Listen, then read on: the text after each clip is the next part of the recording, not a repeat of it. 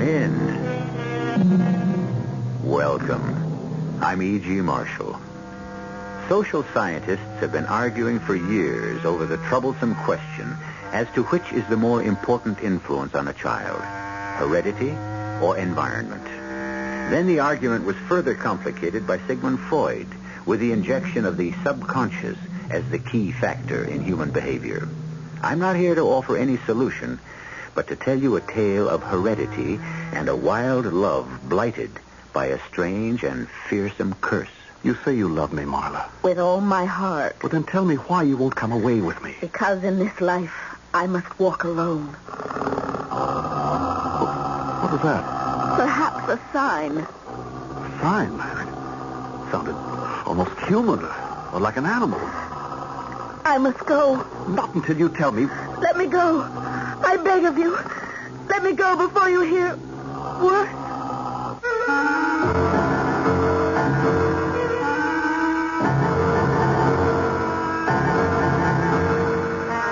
Our mystery drama, The Cezar Curse, was especially adapted from the Robert Louis Stevenson classic For the Mystery Theater by Murray Burnett and stars Richard Kiley. It is sponsored in part by Anheuser-Busch Incorporated, Brewers of Budweiser, and Sign-Off, the sinus medicines. I'll be back shortly with Act One.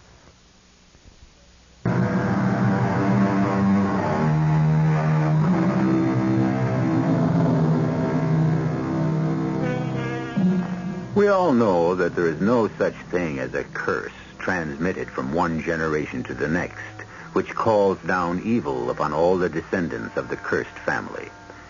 Science, of course, tells us that such diseases as diabetes, hemophilia, and madness can be handed down in a family, but science frowns upon anything of the extraordinary or bizarre. In this instance, I must respectfully take issue with the scientists and, as a case in point, bring you the story of George Capewell, whom we first meet at the age of 67, as he adds a codicil to his last will and testament. Today, my family physician told me that death is no more than a week or two away. Therefore, I feel compelled to explain why I, George Capewell, will be the last of the Capewells. This was my choice, and this codicil to my will explain why I made it. For the sake of clarity, I must go back some 40 years to one summer when I fell seriously ill and almost died while vacationing in Spain. Well, young man, you are looking almost alive again. And I don't mind saying it is a small miracle. Sponsored by you, Dr. Valdez. Well, let's give God a little credit, too.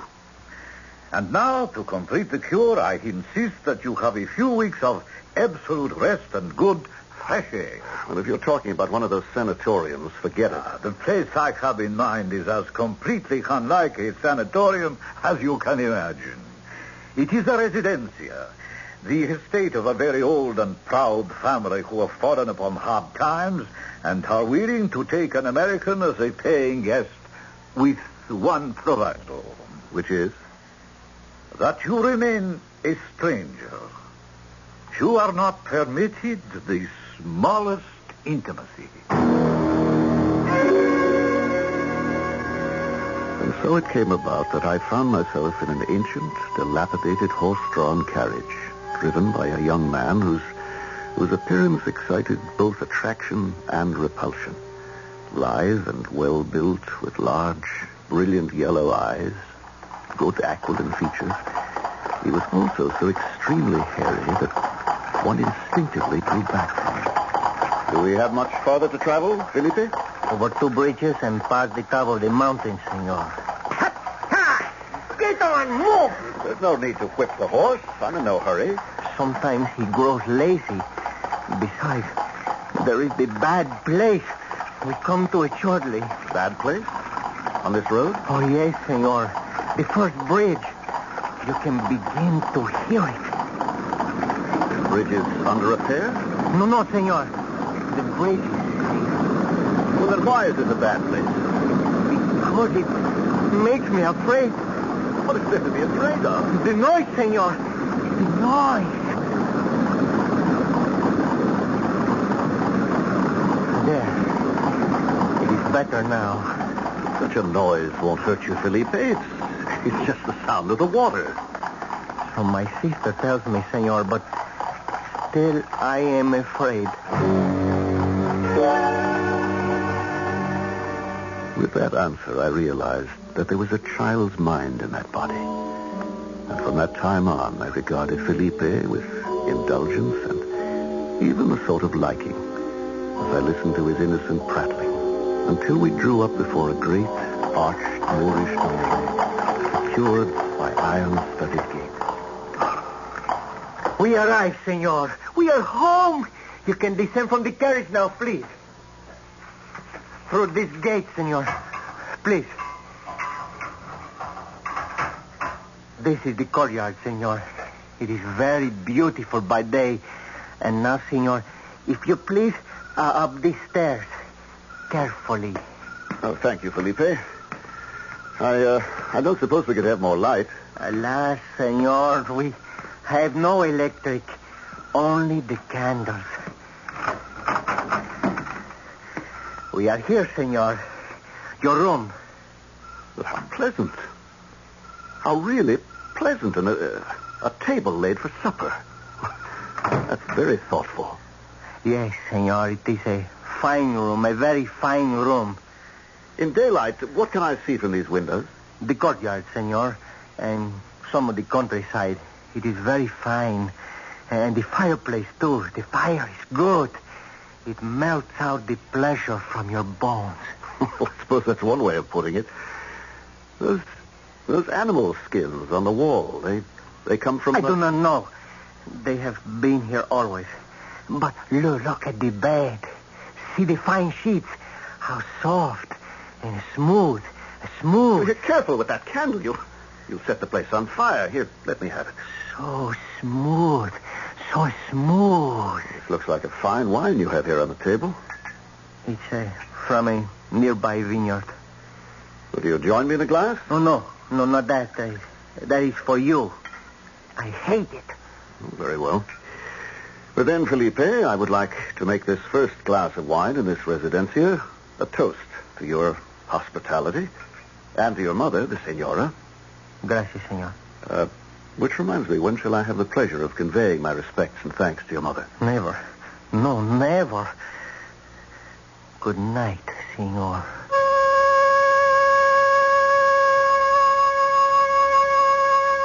Even now, as I write this document, with the cold hand of death coming ever closer to me, I can still feel the warmth of that fire and see the portrait of the woman on the wall, illuminated by the flickering flames.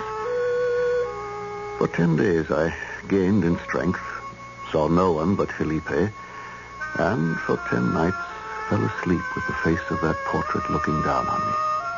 The face of a magnificently beautiful woman, yet marred by a cruel, sullen, and sensual expression.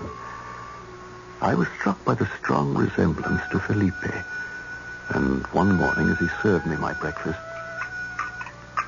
That portrait on the wall... An ancestor, senor. More coffee? No, thank you.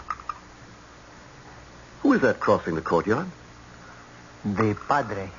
He comes to hear your sister's confession? Yes.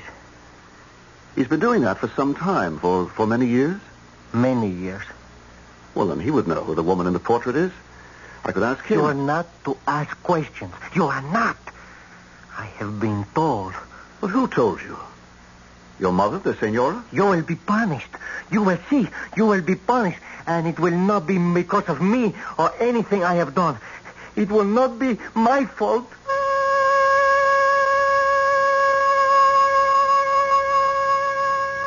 And now my pen hesitates.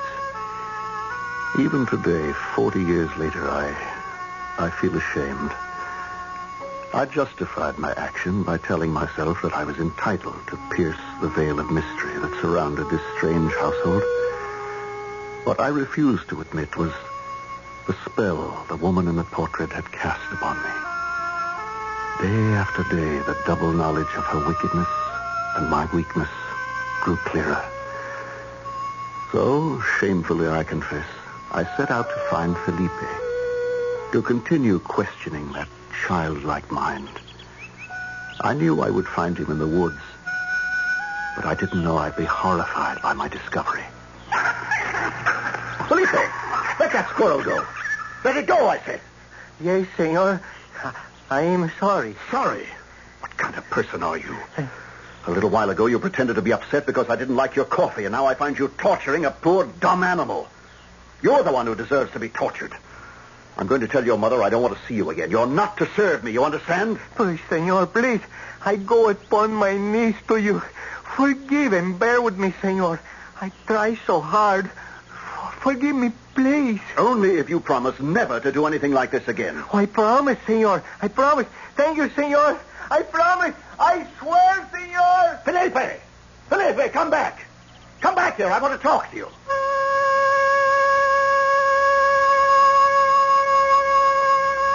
But no amount of calling brought him back.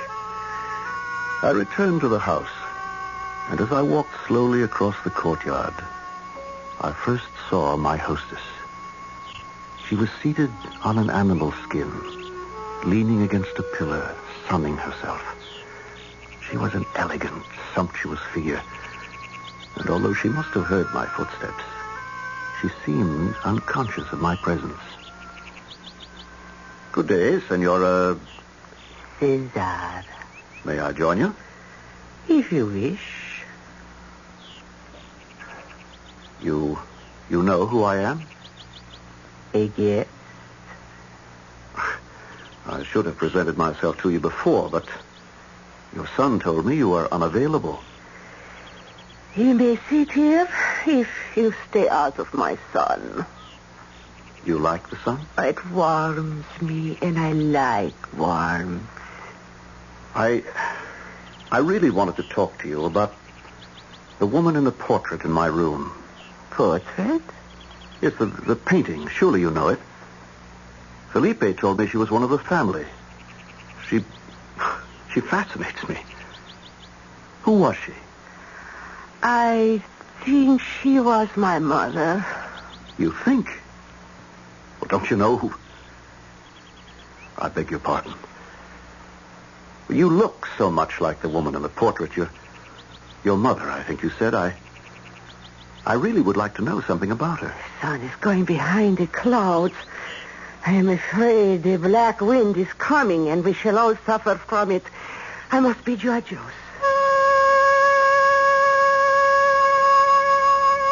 And she was gone, silently, gracefully. She was right about the wind. It came from the malarial lowlands and over the Sierras, and stormed about the house with a hollow buzzing that was wearisome to the ear, depressing to the mind, and jangled the nerves. By the time Felipe brought my supper, I was in a state of nervous exhaustion.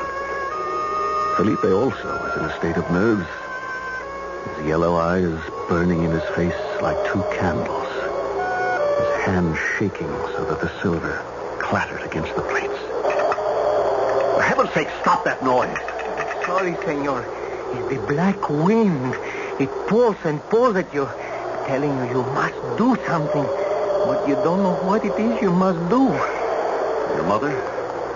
She seemed to be unhappy with the wind, too. You think she's ill? Oh, senor. With this wind, who can be well? And now I must write of that black wind and blacker night. I went to bed early. I couldn't sleep. Suddenly, sound filled the house. I thought of Felipe and the squirrel. I ran to the door only to find that it was locked from the outside. It resisted all my efforts to open it. I sank to the floor, my hands pressed over my ears, trying to blot out those inhuman ravings. It was useless.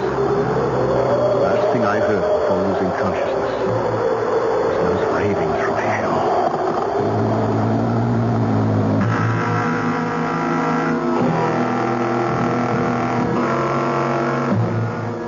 those among us who feel that some mysteries are best left unsolved. Some secrets never should be told. Because George Capewell was not one who believed this, we can continue in a moment with Act Two. But I warn you, the discovery may well send a shuddering chill through your bones.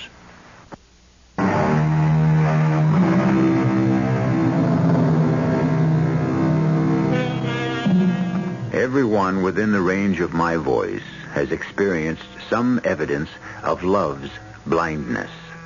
The doting male sees his beloved as perfection, whereas the young girl may see his faults, but is certain that all that's needed to correct them is the gift of her love. George Capewell was destined to fall in love, profoundly, electrifyingly, overwhelmingly, for the first and last time in his life, only to find that this all-consuming passion was to lead him to the very brink of hell.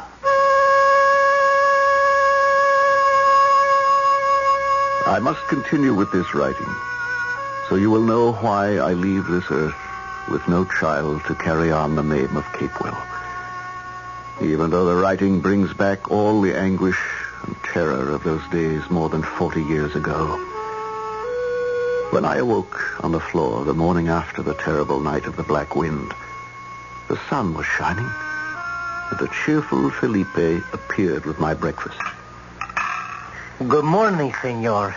Is it not a beautiful day? Yes, beautiful. And quiet.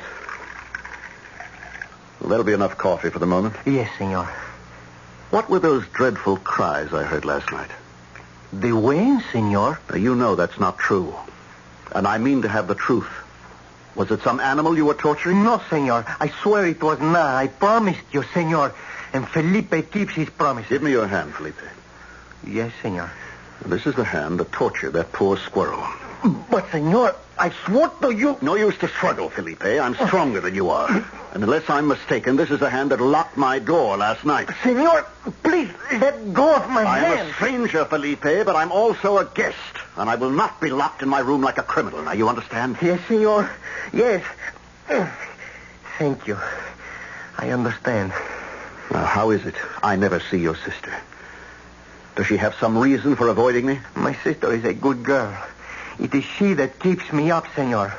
Without her, I would be lost, senor. Then no doubt she's reproved you for your sin of cruelty. 12 times. And when I told her what you had done in the woods, she was pleased. Yes, she was happy. Then who or what was unhappy enough to make those sounds in the night? I have told you, senor. The wind. The black wind. Now, you know I'm stronger than you are, Felipe. Please, senor, let me go. And I will get the truth if I have to shake it or beat it out of you. Please, senor. Yes, who is it? Father Ramon, may I enter? Yes, come in. I was passing in the courtyard. I thought I heard a cry. It was I, Padre. I burned my hand with the coffee. Ah, so, Felipe. Then I will be going. No. Father, don't go. I'd like to speak to you. Yes, my son. If the senor doesn't need me. You can go, Felipe. I should introduce myself, Father. I'm... George Capewell. The guest here at the Residencia. Yes, Father. And, well, you see before you a very puzzled and disturbed man.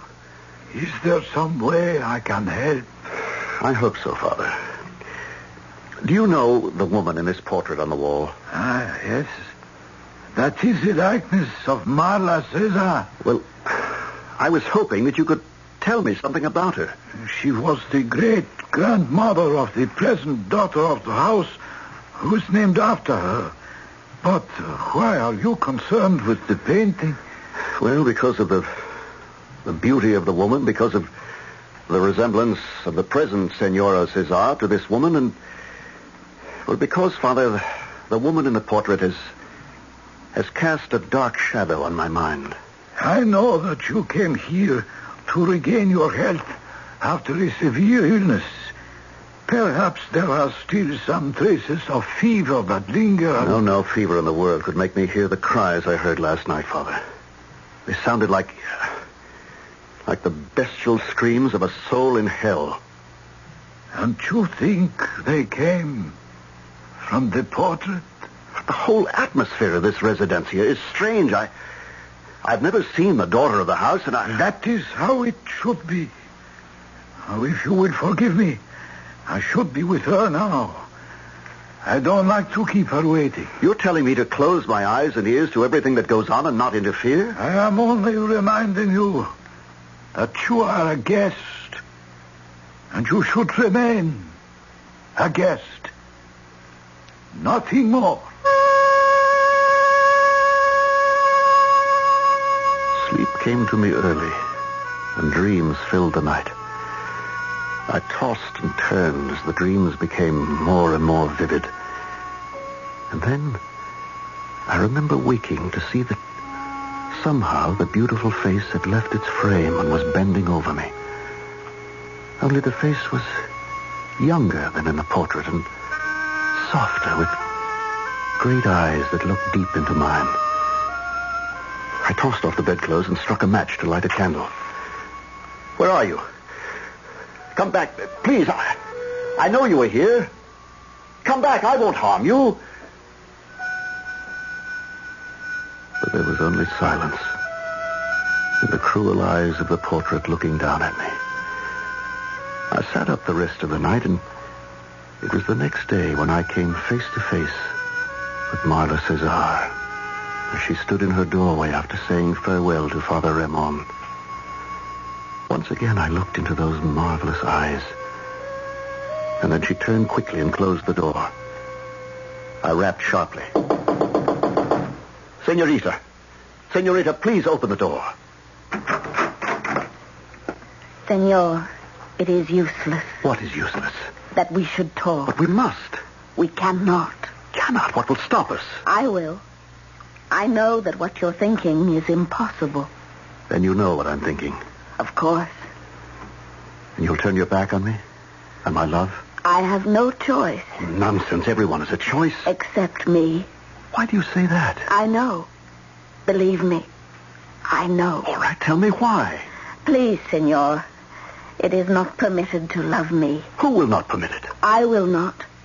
Well, then again, I ask you why. If you really loved me, you would not ask me. If you really loved me, you'd tell me. I did not say I loved you. But your eyes speak for themselves.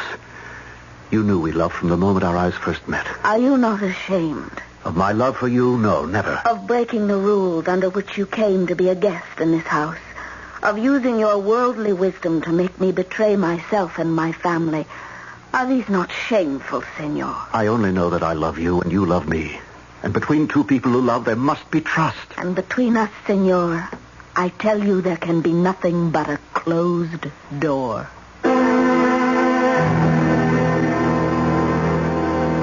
As I look at the pages I've already written, I feel now as I felt then, the urge to stop, to seek no more answers. In my heart, I knew that the beautiful creature I loved had a strange mother and a pitiful brother. My heart told me that she was a child of an afflicted house. But all that mattered was that I should make her mine. For 2 days I walked in the woods with her image ever before my eyes. But she didn't appear. Then, on the 3rd day, Martha, my beloved, you came to me. Yes, I came to you and I shouldn't. And I hate myself for it. I hate myself for my weakness. Love isn't a weakness. For me, it is. And it gives me strength. Strength to ask you to marry me and to come away with me as my wife. You don't know what you're saying. I'm saying marry me and come away from this place. Come to my country and my house and let me show you how much I love you and how much I can give to you. I can't. Marla, we were drawn together by the miracle of love. It would be a sin to ignore this miracle. This is madness. Goodbye. Marla, come back. I won't let you go. You must. Never. Please, don't touch me. Don't be afraid. Once my arms are around you and our lips have met, you'll see that I'm right. You'll know that we belong together. Oh,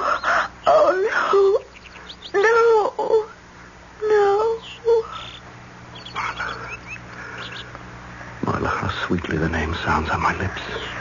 You do love me. Admit it, darling. You will go away today. You will leave the residencia, and you must never return.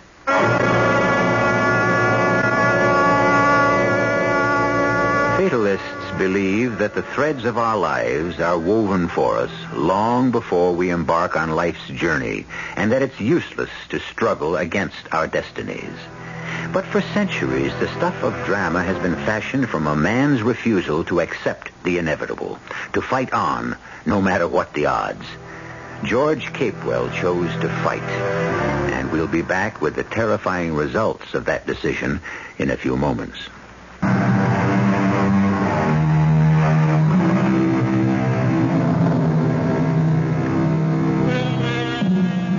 To find love, only to lose it, is an age-old story. But usually the rejected lover knows in his heart why he's been rejected. George Capewell sensed that Marla Cezar had refused to marry him out of a nameless but genuine fear, a fear which he himself felt hung heavily over the Cezar household. George Capewell was convinced that if he only could discover the cause of this fear, he could dispel it, and he and Marla would live happily ever after.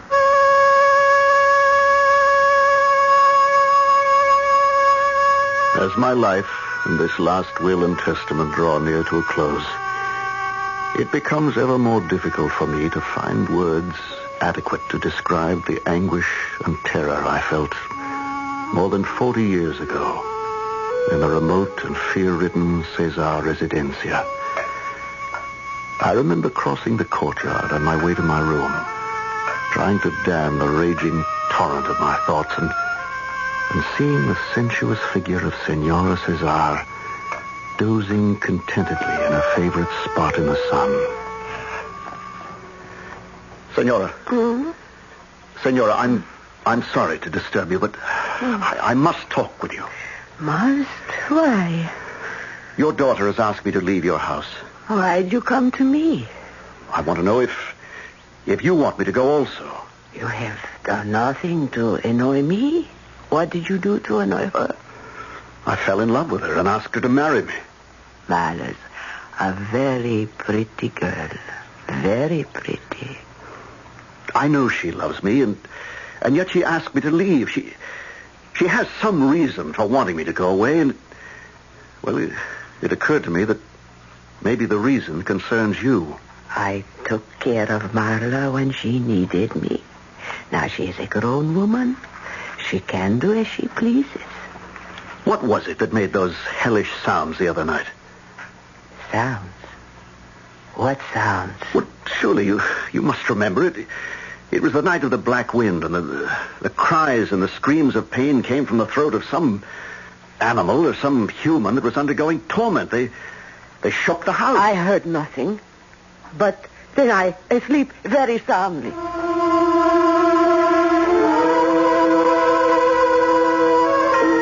She was lying, of course.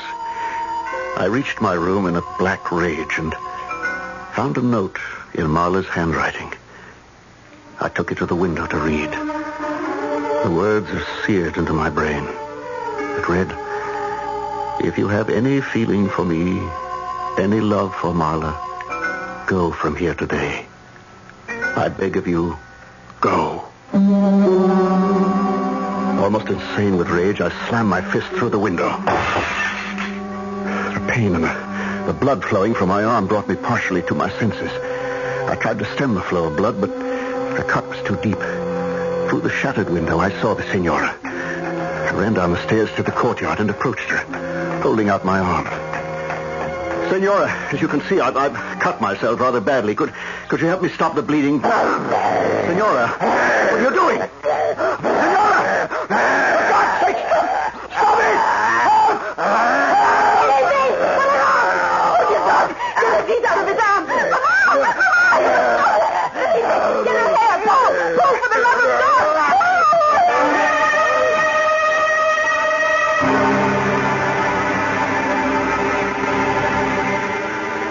I lost consciousness and remember waking up in bed in my room, with Marla kneeling by my bedside. Oh, my love, my love. Dear, precious heart, I should have sent you away long ago, but I didn't have the strength. Don't cry, Marla. Darling, and don't blame yourself. I have done as you asked, sister, and brought the carriage in front. Will he be able to travel? He must, Felipe. You know that. No. You think that now I'd go away and leave you with... My mother. Can you sit up? Of course I can. Oh! He cannot walk. I will have to carry him. No. I can't leave you here. It's dangerous. I have lived here all my life. Now that there are no longer any secrets between us, you must come with me. Felipe, he must have a doctor. Take him where there will be no questions asked, and he can be attended to.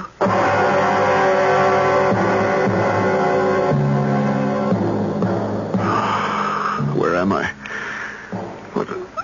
What place is this? Marla? Where's Marla? Good sir. Easy, my son. Father Ramon, what are you doing here? Praying for you, my son. Yes, but what is this place? How long have I been here? July in the house of the Tegendama family. In the old days, they belonged to the Cezar estate. They still feel loyalty to the Cezar family. You have been here 3 days. Yes, but who brought me here? Felipe bore you, aided by one of the Tegendama sons. And my wounds? Marla cared for them? Only at first. Your cuts were too serious, so we sent for your doctor. Cuts? You put your hands through a glass window, did you not? Sir, you know that I'm not asking this question out of idle curiosity. What of the Cezar family? What are they? An unfortunate example of a declining race. Once rich and mighty, they are now poor and neglected. But not by you. You visit Marla often. I've seen you. Yes. The senorita is well informed. And her mother? You do not visit her? No. Is she insane? I can only answer that according to my belief. She is not, or was not. Oh, when she was young, she was wild, but she was surely sane. You know I love Marla. I know. Then you will help me see her? No. Why not? Such a meeting will only bring pain to you both. It could also bring happiness. How could that come about? I propose to marry her and take her away from here, from the evil influences that pollute the residencia. This strain, or whatever it is, may live only in the place where it was born. If Marla were to be removed from this place with a man who loved her devotedly, wouldn't there be a chance? I do not know. But in a matter of this kind, I would trust the judgment of the senorita. Will you take her a message? Before I answer that, I must tell you what the people of these parts believe about Marla's father. Marla's father was a good friend of the head of the house you are in now, the Tegendama house. One day he and his friend delivered some packages to the residencia. The friend met Marla's mother, then a young woman, and immediately fell in love. All the villagers knew it and warned him, but he could talk and think of nothing but the woman. The way I feel about Marla. Yes, my son, but with a difference. In wintertime there are terrible storms upon the mountain, and the passes become dangerous. On this one night, Francisco Tegendama and his friend found themselves on the pass before the residencia. It was a wild night with snow and wind. And now I use the words of Francisco, who swears that Mara's mother came out upon the gallery with a lamp in her hand and called to them. Francisco says there was death that night on the mountains, but he felt there was worse inside the house. And did they go in? Francisco's friend did, but Francisco wouldn't. He says that he even went down on his knees in the snow and begged his friend not to enter. But to no avail. Well, what happened? Heaven knows. The man was never seen again. Will you tell Marla I must see her? I will, my son. I promise. But still, she may not come. You both know me. Tell her that unless she comes to me, I will go to her. I will return to the residencia.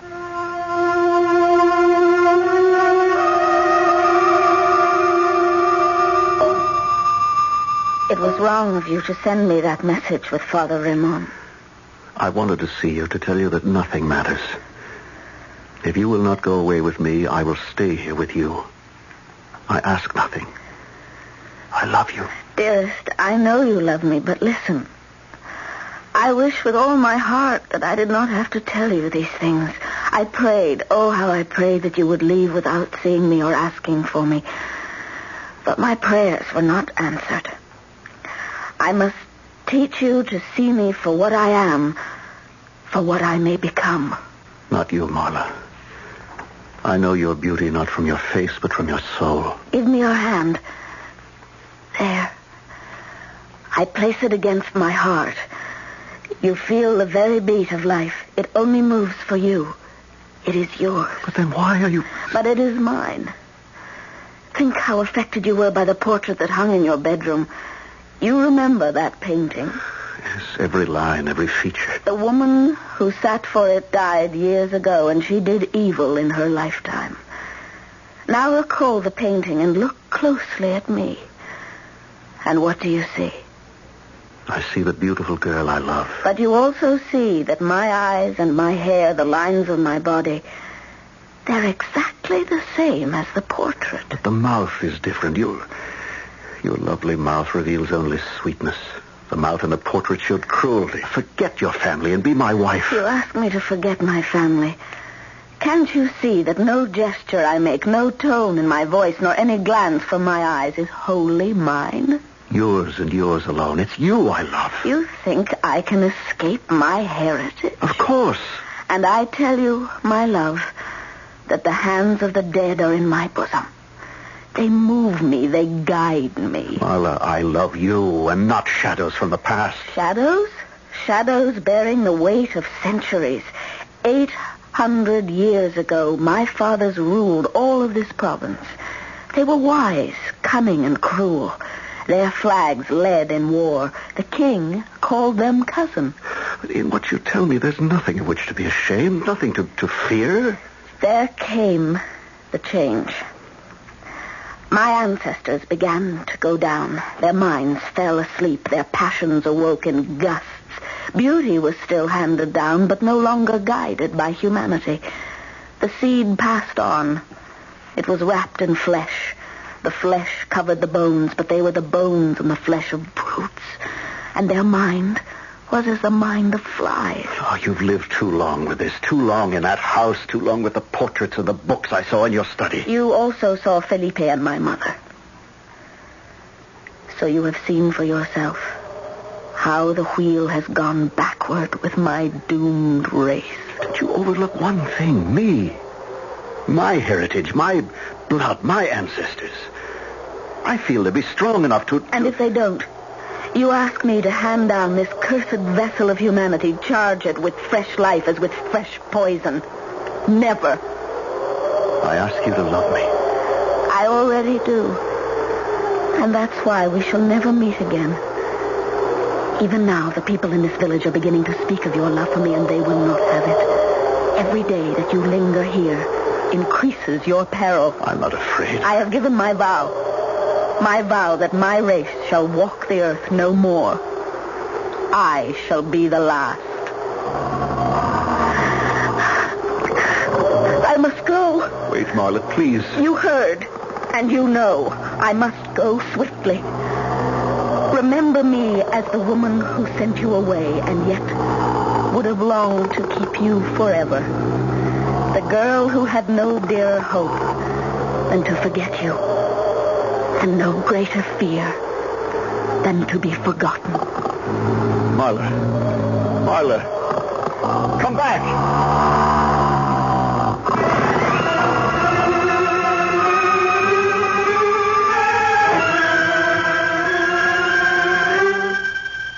Now I can lay down my pen. My tale is told, and it answers the question I evaded for so long. Why I never married.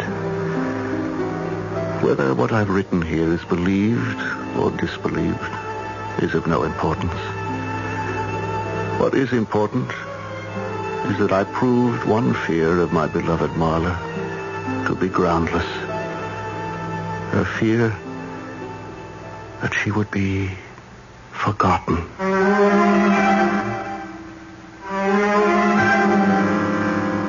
Like George Capewell, I ask for neither belief nor disbelief. The pages of history are filled with the names of people who were burned at the stake because a lot of other people believed they were witches. Therefore, I must add a fact which George Capewell omitted. A few months after he returned to his home in America, the newspapers reported the destruction by fire of an ancient residencia in Spain belonging to the Cezar family. I'll be back shortly.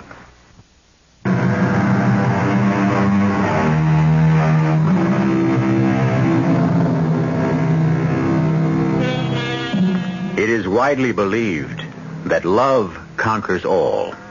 What puzzles me is why this belief is so universal when our literature abounds in stories proving the exact opposite. My fancy is that we want to believe in the conquering power of love and goodness to balance our beliefs in the bad dreams of demons and destruction that at times haunt us all.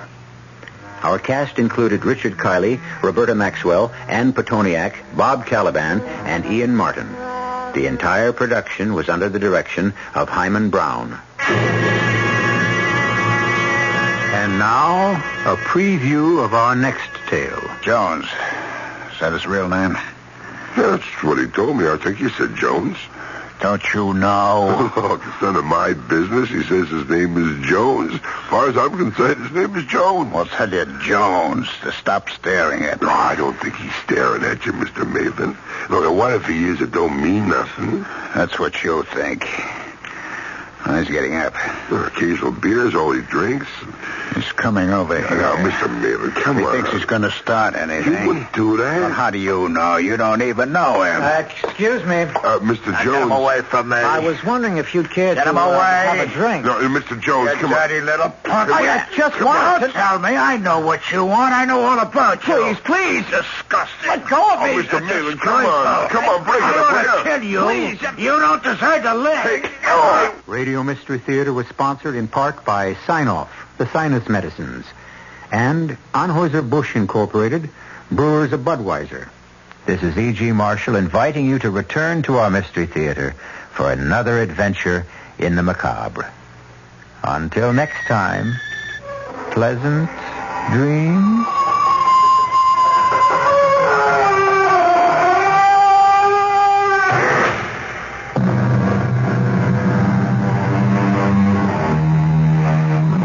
WOR Mystery Theater was also brought to you in part by ShopRite Supermarkets, where you get a lot more for a little less.